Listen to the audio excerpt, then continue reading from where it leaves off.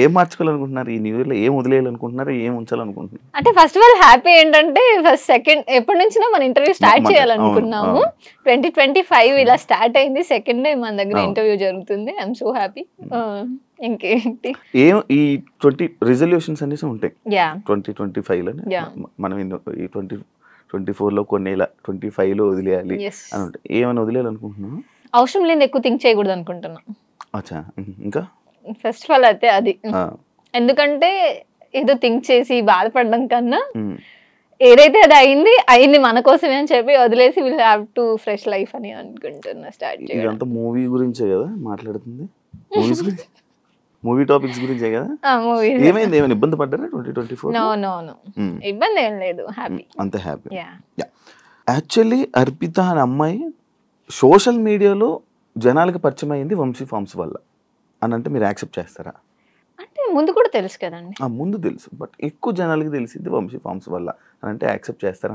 Actual గా నాకు Vamsi forms కంటే ముందు బాలరాజు ఒక మూవీ చేశాను. సో అది ఇక్కడ కూడా ఆల్మోస్ట్ ఇంటర్వ్యూ జరిగి ఉండాలి మేబీ. బట్ మీరు అన్నట్టు నేను కూడా ఒక 50-50 అనుకోండి. వంశీ ఫార్మ్స్ నుంచి ఇంకొంచెం నేను ఎక్కడికైనా వెళ్ళినా మీరు వంశీ ఫార్మ్స్ లో చేశారు కదా, సో ఆ రికగ్నైజేషన్ వచ్చే వచ్చింది.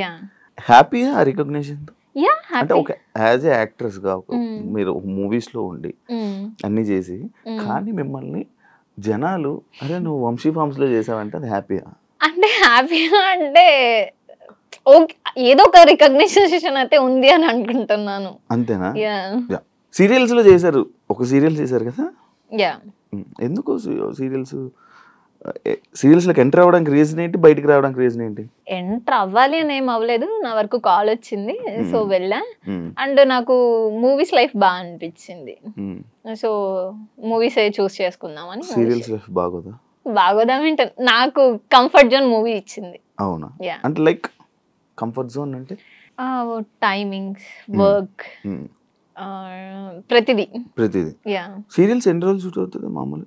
అదే మార్నింగ్ 5 నుంచి మనం 5కి వెళ్తే ఈవినింగ్ నైట్ 9-10 అవుతుంది. ఇన్ కేస్ 11 అవ్వచ్చు.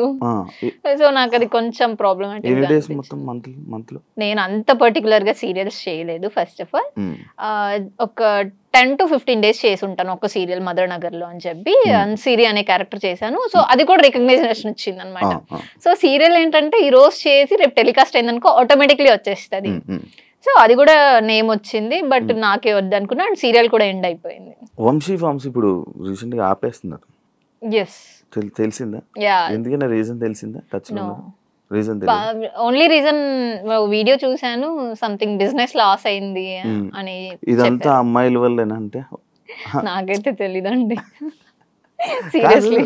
వంశీ ఇలా అమ్మాయిల్ని మారుస్తా ఉంటాడు దీని గురించి అనేది ఒకటి ఉంది కదా, అందులో మీరు ఒకరు ఉన్నారు కదా. అంటే దేనికి చేంజ్ అవుతారు అసలు? అమ్మాయిలు ఎందుకు మారిపోతూ ఉంటారు?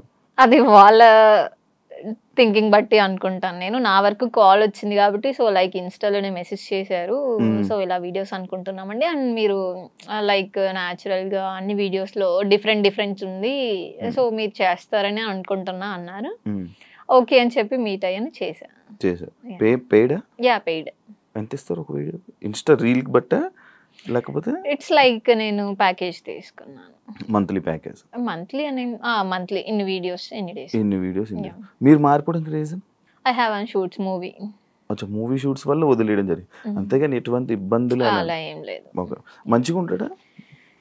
నా వరకు అయితే ఫస్ట్ ఆఫ్ ఆల్ నేను నా వర్క్ ఏంటి నేనేంటి అంతవరకే చూసుకుంటా, బట్ నా వరకు అయితే ఫైన్ అండి, బానే ఉంది.